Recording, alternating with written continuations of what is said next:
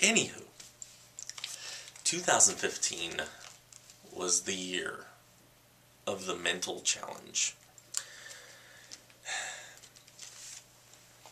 Okay. I cannot tell you how much I despise. I don't want to say hate, because hate's a very strong word.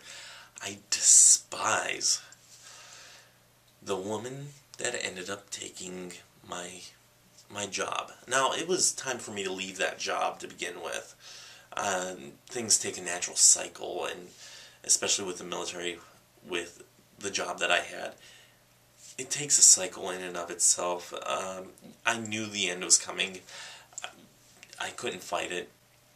But the woman that ended up taking my job, for one, she was higher ranking, and I had to train her, which means that she has to listen to what I have to say about how to do the job, or at least what I have to teach her about the job that she does not know.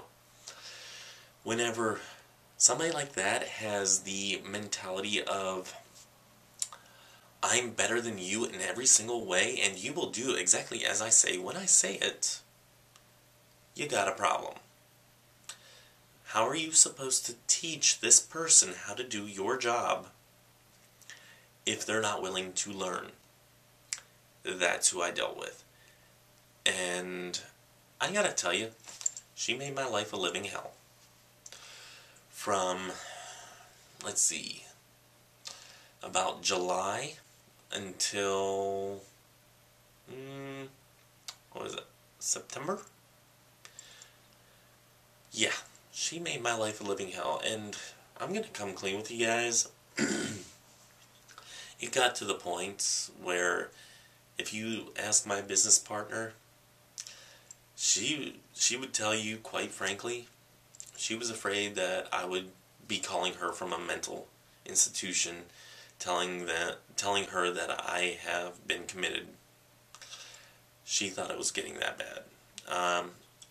She's surprised how I overcame that, or how I actually survived with all the crap that I was put through with this woman. Just, if there was an epitome of an evil, vindictive person that I've met, it would be her. That's saying a lot, because I've met a lot of, unsavory people, but it would be this woman. So, yeah. And I struggled to keep that mental balance, that mental clarity, that yes, there is something deeper, there's something spiritual that can be learned here, but heck, I couldn't find it. It was a very tough time. I got through it by the skin of my teeth.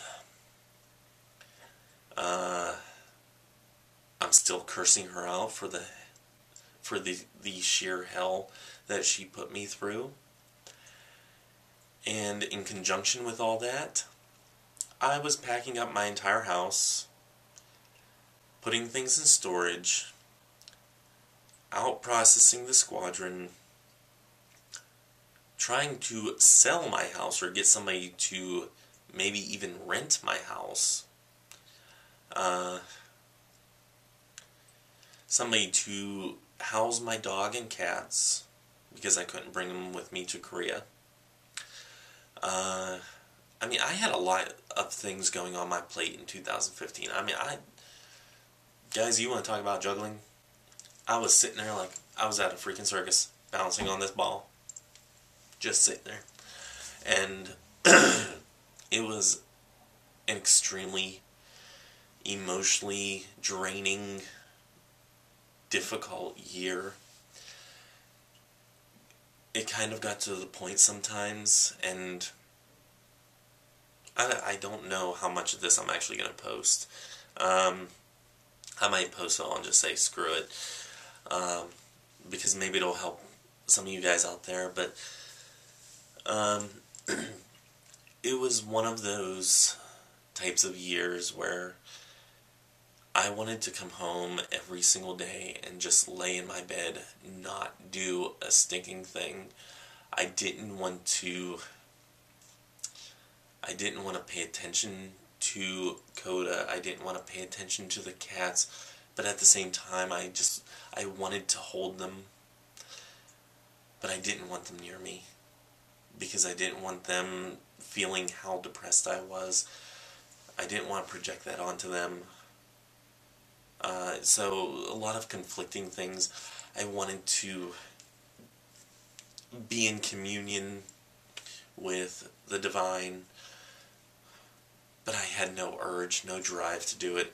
I mean, a lot of conflicting things. I had a house that needed to get packed, and a business that needed to be consolidated and taken care of, and at least a game plan laid out, and it needed to be done, but I had no drive, no ambition to do it. I mean, it was a very conflicting year for me. So guys, I really just lost train of thought of where I was at. My video camera kind of got full. I can only do 2 hours worth of recording on this to begin with, and that's another thing I really kind of hate about the Flip. However, I guess my old one I could only do about an hour. Anyway, between the battery life and the recording life on it, I don't know if I'm completely satisfied. But like I said, I think I got this in a I think it was a storage unit. But anyway, oh, that's what I was talking about. So the mental challenges that I undertook for about 6 months from this woman, and from getting everything packed and organized, I didn't have the drive to do it. I didn't have the mental drive, the physical drive. I was in a depression. I really wanted to do stuff with my faith, with my practice, physically with my house, and kind of soak up some memories with the dog and cats, and yet I had,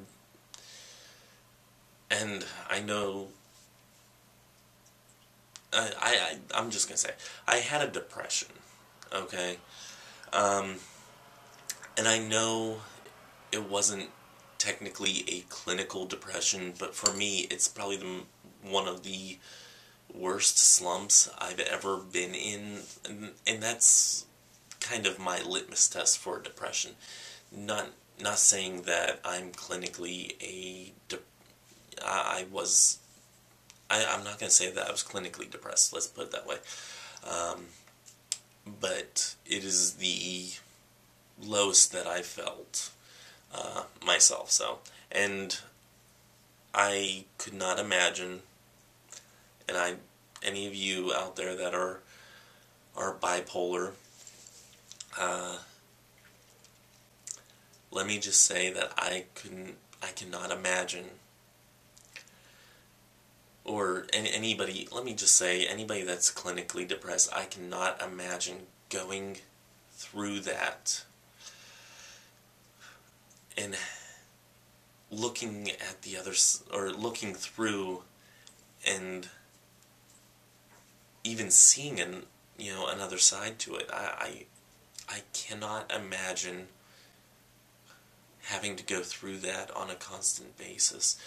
And for that, if you have any clinical depression, bipolar, or anything like that, let me just say, I give you guys mad props for some of you in your day-to-day life, the way you cope, the way that you maintain a normal life, and I mean, I have to use that quote, normal life. the way you guys continuously forge through that, I give you guys mad props. I cannot imagine doing that. And I have to say that some of the people with, in my opinion, some of the people that I know that have clinically diagnosed bipolar depression, that they are some of the strongest people that I know. The ones that have gone through the fire, come out through the other end, and said, screw you, I'm gonna live, and then gone back through and dealt with it time and time again. Those are some of the strongest people that I know.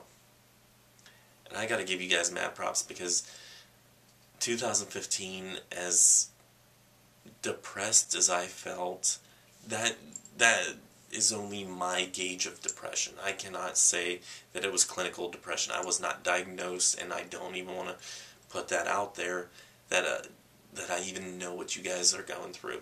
So before anybody puts anything like that on this page, please just know I don't mean any disrespect if you have a clinical diagnosis for depression. So I want to say that is the most depressed that I have ever felt. And yeah. So I think that's it. Anywho, yeah, this is an extremely long, probably the longest video that I've ever done. So yeah, the longest vlog, I think, on record for me. I'm pretty darn sure I'm not going to put this in one upload. I'm probably going to have to do, like, probably at least 3 or 4 uploads. And it's going to take forever to upload, so it might take a little while to get it all done. And even if I really want to keep it all, I don't know. I mean, I shared a lot in this video, so I kind of caught you guys up on the last 3 years. Wow. Now looking at them in hindsight, it's like, gosh damn, how did I survive? And you know what? Screw it, I'm going to do a little bit more.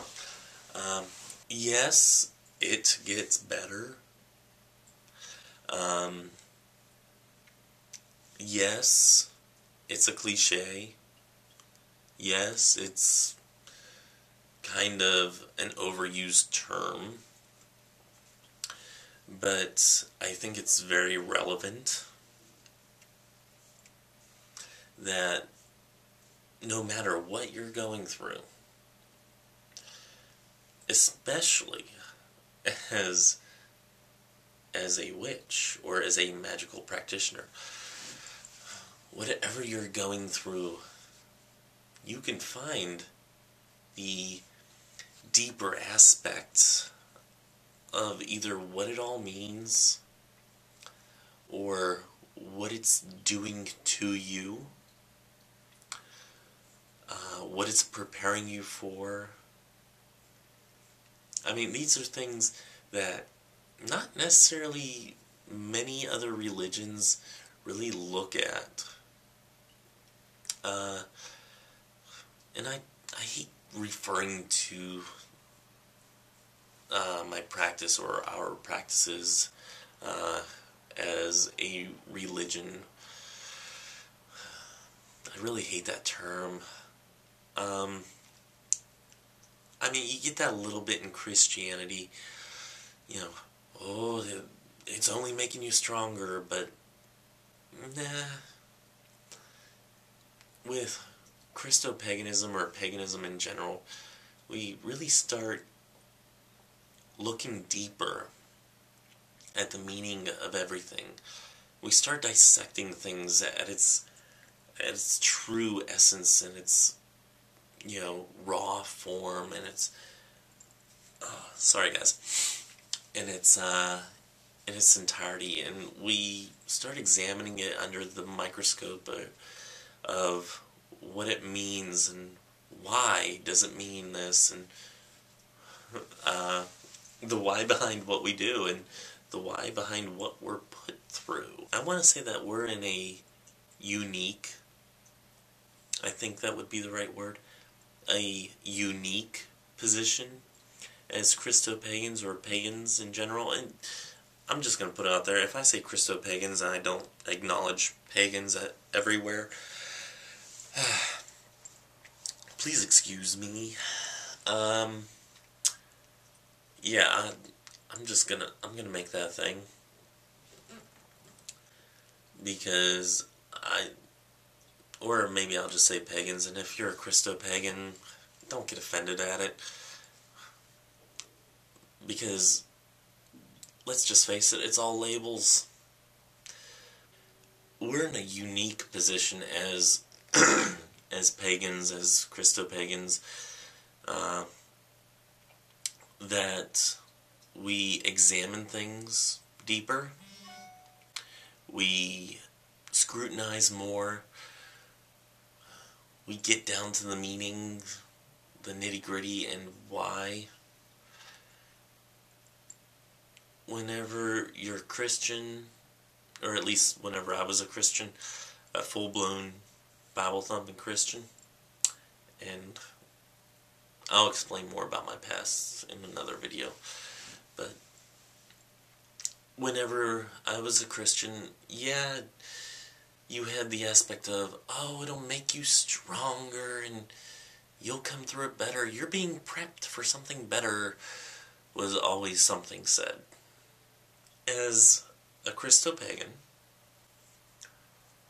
seeing the why behind some of the situations, yes, it does build you up, it does make you stronger, it does give you something else to go through, to build your strength and everything off of. However, sometimes people are just terrible. Just gonna say. And sometimes they are a reflection. And sometimes when they die, especially if they're one of the good ones, they teach you about life and death.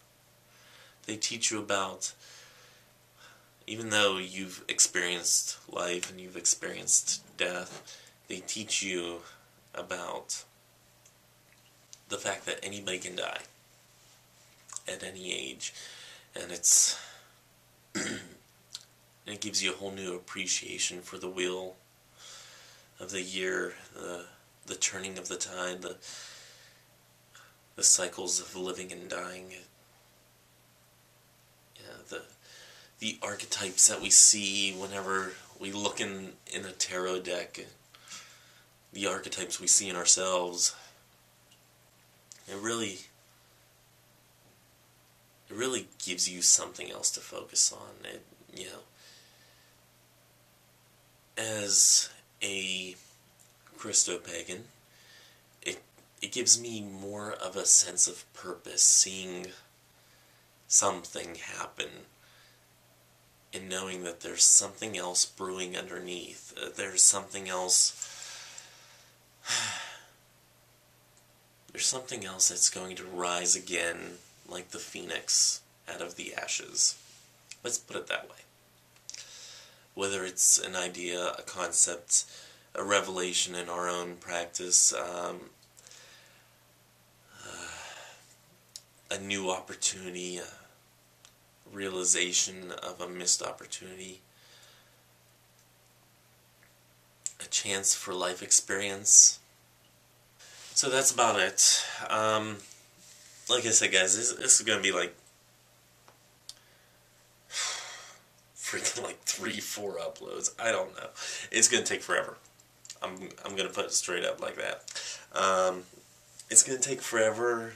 It's not going to be the most well-edited, most well-articulated ways. It's basically just going to be a random, chopped and put together vlog. It's not going to be organized, really. I mean, this whole thing wasn't really scripted.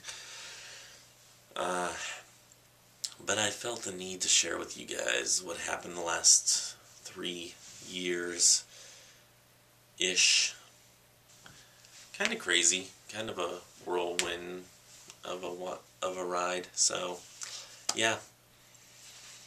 So now that you guys have run me out of coffee and seriously hurt my throat, I need to go have a cigarette, coffee, and so I hope you guys have enjoyed these random ramblings. Until next time, may you have love, hugs, and ladybugs. I kind of really love that catch line. If you like it too, leave me a comment. With anything you guys see, leave me a comment. Before I completely sign off, apparently, since I left YouTube on my personal channel, they have disabled the capability of doing video responses. If you guys do a video response to anything that I say, put a link to it down in the bottom bar down here, because otherwise I might not see it.